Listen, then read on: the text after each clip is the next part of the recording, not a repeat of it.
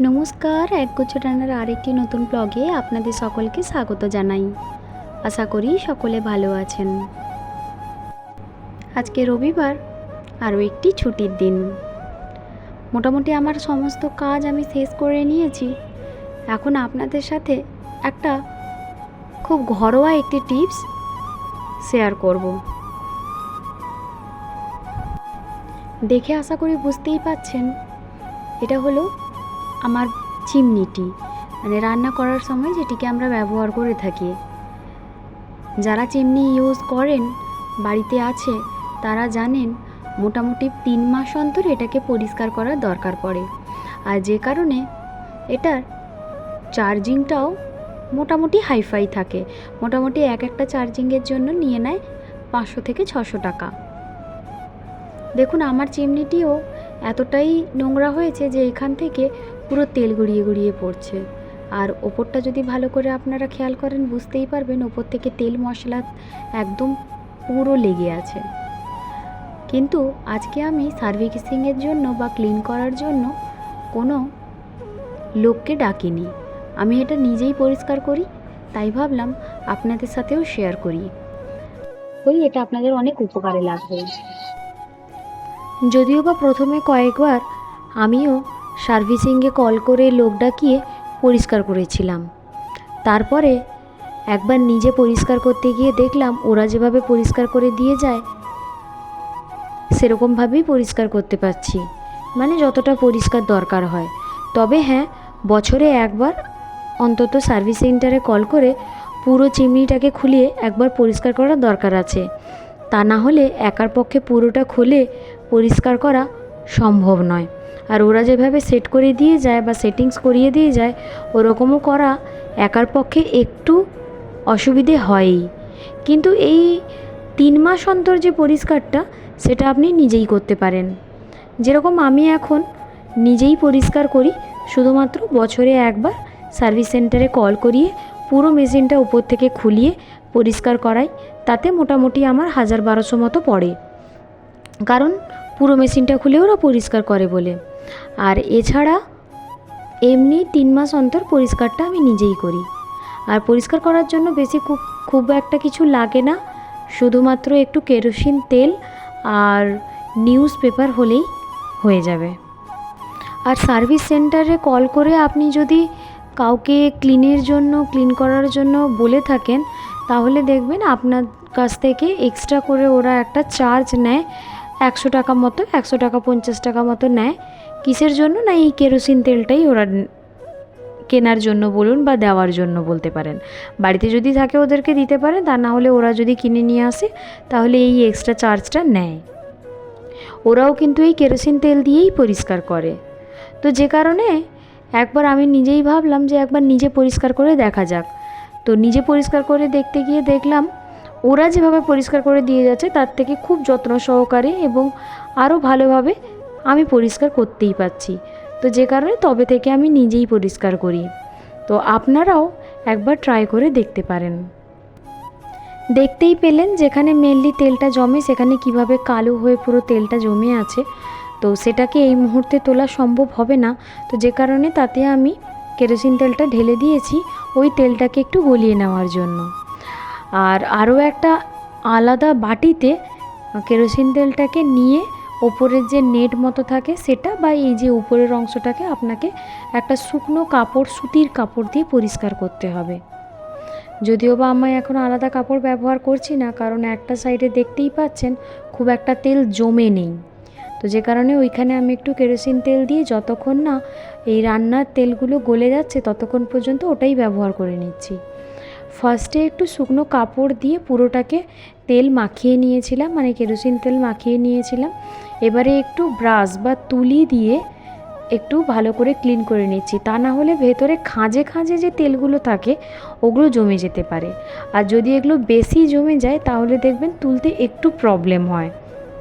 তো যে কারণে আমি একটুখানি তুলে দিয়েছি মোটামুটি। আর এখন দেখুন পুরোটা, এই যে দেখছেন কাপড়টা পুরো কালো হয়ে যাচ্ছে। এটা কিন্তু বেশিক্ষণ রাখার দরকার পড়ে না। কেরোসিন তেলটা মোটামুটি পুরো গায়ে মাখিয়ে দিয়ে 4 মিনিট থেকে 5 মিনিট যদি রাখেন তারপরে আবার একবার শুকনো কাপড় দিয়ে ওইটাকে পরিষ্কার করে নিউজ পেপার দিয়ে ক্লিন করে দিলেই কিন্তু ক্লিন হয়ে যায়। খুব একটা বেশি সময় লাগে না যদি আপনি ঠিকঠাকভাবে 3 মাস অন্তর পরিষ্কার করেন। 3 মাস অন্তর যদি আপনি পরিষ্কারটা করিয়ে রাখেন তাহলে দেখবেন খুবই পরিষ্কার থাকে। আলাদা করে আপনাকে আর কিছু দরকার পড়ে না যে ক্লিন করার জন্য। আর একটা জিনিস বলবো, প্রত্যেক দিন রান্নার পরে যদি আপনি ওপরেরটা ক্লিন রাখতে চান, প্রত্যেক দিন রান্নার পরে একটু নিউজ পেপার দিয়ে চিমনির যে ওপরে মানে এই যে নিচের যে জাল মতো অংশটা দেখতে পাচ্ছেন, এটা যদি একটু ক্লিন করে রাখেন তাহলে দেখবেন উপরেরটা অনেকটাই পরিষ্কার থাকে। শুধুমাত্র ভেতরের এই যে উল্টে দিয়েছি আমি এই তারটাকে, দেখুন এই ভেতরের দিকটি একটু পরিষ্কার করা দরকার পড়ে বেশি করে 3 মাস অন্তর। আর কেরোসিন তেলটা দিয়ে রাখলে খুবই ইজি হয়ে যায় পরিষ্কার করা, খুব একটা কিন্তু অসুবিধে হয় না। আপনারা যদি নিজে করেন তাহলে কিন্তু খুব ভালোভাবে বুঝতে পারবেন। আর আমি যেহেতু এখন প্রত্যেক 3 মাস অন্তর নিজেই করি, তো সেই জন্য আপনাদেরকে বলবো একবার বাড়িতে অন্তত ট্রাই করে দেখুন। সার্ভিসিংয়ে আপনি যতটা উপকার পাচ্ছেন, অবশ্যই আমি বলবো না যে সার্ভিসে যারা করতে আসে বা সার্ভিস সেন্টার থেকে কল করার পরে যারা আসেন পরিষ্কার করতে, ওনারা খুব ভালোভাবে পরিষ্কার করেন না, তা কিন্তু নয়।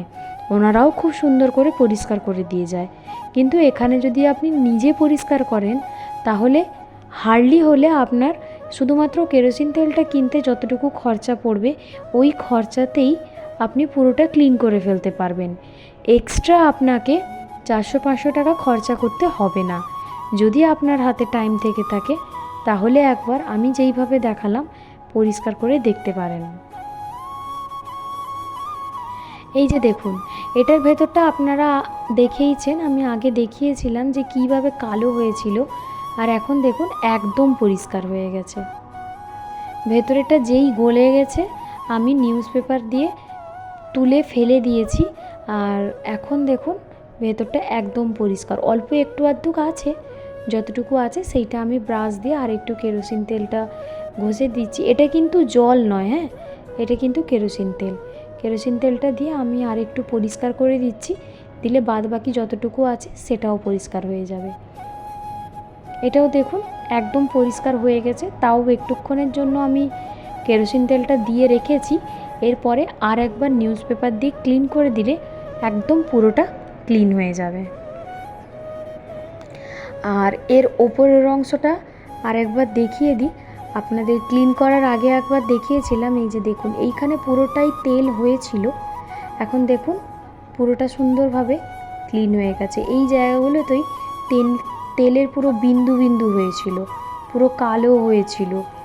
এই জায়গাগুলোতে দেখেছেন পুরো একদম ক্লিন হয়ে গেছে। এই যে ভেতরেরগুলো দেখতে পাচ্ছেন, মানে মেশিনটার ভেতরের দিকে এই জায়গাটা খুব একটা ভালোভাবে পরিষ্কার করা যায় না, যারা আসেন ওরাও করতে পারেন না। ওই বছরে একবার যখন আপনি ক্লিন করবেন তখন দেখবেন ওনারা যখন নাবিয়ে ক্লিন করে তখন একদম সুন্দরভাবে ক্লিন করে দেন।